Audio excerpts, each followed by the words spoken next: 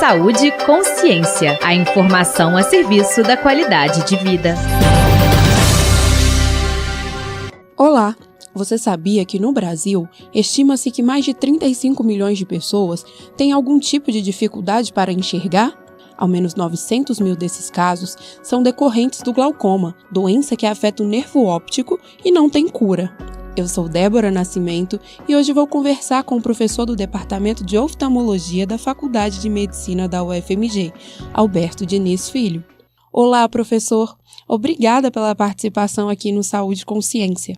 Professor, o que de fato é um glaucoma? Então, o glaucoma, conceitualmente, é uma doença do nervo óptico, que é o nervo que traz as informações, né, da retina, do olho, para o cérebro. Então, existe um acometimento que, em sua grande parte, está relacionado a um aumento da pressão dentro do olho, e isso faz com que a cabeça do nervo óptico, que é onde o nervo chega no olho, tem uma aparência bem característica, que vai ser, então, feita a suspeita ou até mesmo já o diagnóstico dessa doença, e isso produz, né, uma perda do campo de visão da pessoa.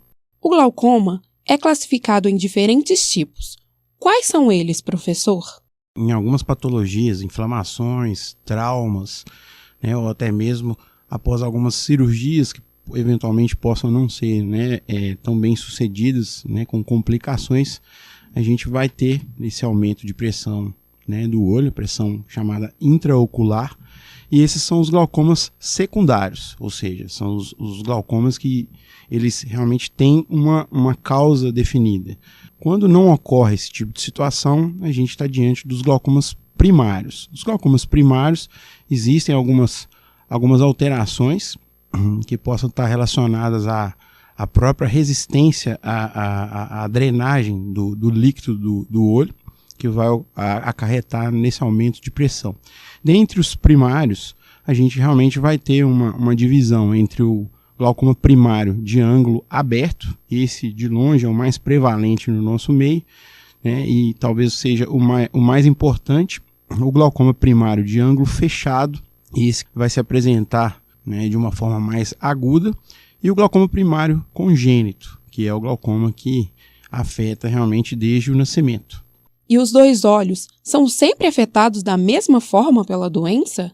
Esses glaucomas primários, geralmente, eles são bilaterais. Claro, a doença sempre é assimétrica, então um olho sempre ele vai estar um pouco diferente do outro. Quando a gente realmente tem uma doença unilateral, a gente deve sempre suspeitar de um glaucoma secundário. Por exemplo, se você tem um glaucoma secundário a um trauma, você obviamente só vai ter glaucoma naquele olho que sofreu traumas, tá? Se a inflamação, por exemplo, foi em um dos olhos, obviamente, né, você vai ter o glaucoma somente em um dos olhos.